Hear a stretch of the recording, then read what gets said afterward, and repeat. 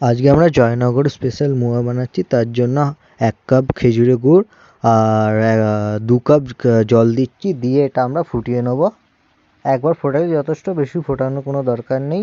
1 cup খেজুরের গুড়ের সাথে 2 কাপ জলটা যথেষ্ট, পারফেক্ট আছে, পাতলা রস হবে। করে নিয়েছি। পরের রসটা করছি 1 কাপ খেজুরের গুড়, 1 কাপ জল, 1 কাপ চিনি দিয়ে এটা ফুটিয়ে নিচ্ছি। গাঢ় রস হবে এটা। গাঢ় রসটা দেখে বুঝতে পারবেন।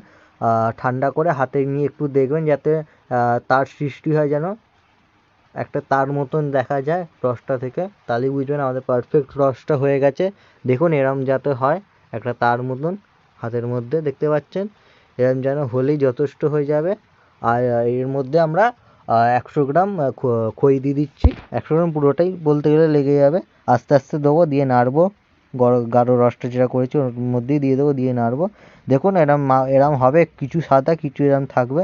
তার মধ্যেই আমরা পাতলা রসটা দিয়ে দেবো, সবই দিয়ে দেবো। পাতলা রসটা দিয়ে ভালো করে নেড়ে নেবো। দুটো প্রসেসে হচ্ছে দেখুন। এটাকে আমরা ঢেকে দেবো। আপনাদের রাত্রিবেলা কাজগুলো করে শুয়ে পড়বেন, যা করবেন করে শুয়ে পড়বেন, পরের দিন এটাকে আমরা করে নেবো, গড়ে নেবো। দেখুন পুরো রসটা টেনে নিয়েছে। কী করে বুঝবেন পুরো রস টেনেছে কিনা? একটা হাতে নিয়ে টিপে দেখে যাতে রস বেরোচ্ছে ওটা থেকে বুঝে নেবেন। এটাকে ভালো করে হাতে করে চটকাবেন, রস ঝরিয়ে তুলে নিয়ে ভালো করে চটকাবেন। এর মধ্যে খোয়া ক্ষীর দিতে পারেন, আমি একটু গুঁড়ো দুধ দিলাম, আপনারা খোয়া ক্ষীর দিতে পারেন। এর মধ্যে এলাচ গুঁড়ো দেবেন অবশ্যই, আর একটু গাওয়া ঘি দেবেন। দিয়ে এটাকে ভালো করে মিশিয়ে নেবেন, মিশিয়ে হাতে মুঠো করবেন। এলাচ গুঁড়োটা অবশ্যই দেবেন। খোয়া ক্ষীর যদি না পান মিল্ক পাউডার দিতে পারেন, নাহলে নাও দিতে পারেন, আপনাদের ইচ্ছা।